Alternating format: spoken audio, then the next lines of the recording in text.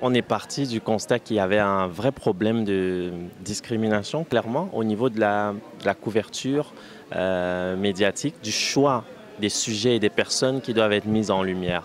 Donc, il y a 10 ans de cela, on sait tous qu'il y a eu un assassinat à la gare centrale. Donc, le jeune Jovan Osberg qui s'est fait tuer pour son MP3. Il y a eu une couverture médiatique extraordinaire, ce qui est bien, ce qui est très bien. Sauf qu'une semaine avant, j'avais un camarade qui s'est fait tuer pareil devant chez lui pour un GSM. Et il ne s'est rien passé, tout simplement. À ce moment-là, je me suis dit qu'il y avait véritablement un problème, sinon qu'on m'explique.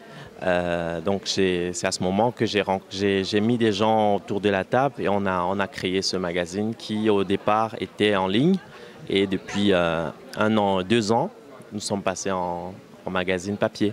Offrir un autre regard, parce qu'il faut se rendre compte que quand on regarde le résultat journalistique et médiatique dans ce pays, on a l'impression qu'il y a une chambre noire, un sas entre la vie réelle et toutes les diffusions. C'est-à-dire qu'on a l'impression que dans cette vie, il n'y a pas suffisamment, il n'y a pas d'acteurs culturels, économiques d'origine africaine ou issus des diasporas africaines. Il n'y a pas donc non plus de point de vue de ces personnes. Donc il n'y a pas de diversité, il n'y a pas de pluralité. Et justement, on se rend compte qu'il y a une même résonance dans tous les médias et un même regard.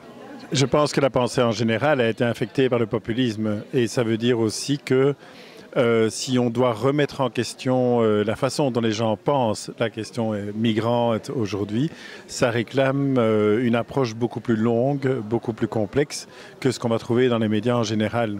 Au départ, c'est une réaction assez spontanée par rapport à cette première page de Sud Presse qui venait se rajouter à d'autres, qui nous semblaient très excessives.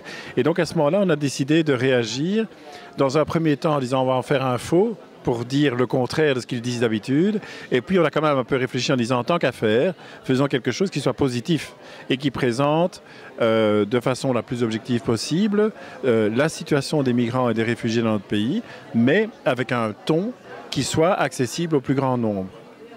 Et le gros avantage, apparemment, c'est que ça a séduit beaucoup de gens qui voulaient le distribuer et qui veulent encore aujourd'hui le distribuer, ce qui fait qu'on va arriver à 200 000 exemplaires distribués, ce qu'aucun journal ne fait aujourd'hui.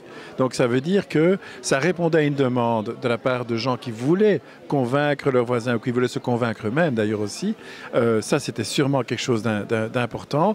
Et puis, ce que j'espère, c'est que ça a rencontré, en tout cas, une partie du public qu'on voulait toucher. Donc j'incite les gens à quelque part se détacher un peu, à consulter les autres médias alternatifs et j'invite aussi les pouvoirs publics à jeter un regard sur ces médias alternatifs et à apporter leur soutien parce qu'il y va de la démocratie et il y va de la cohésion sociale.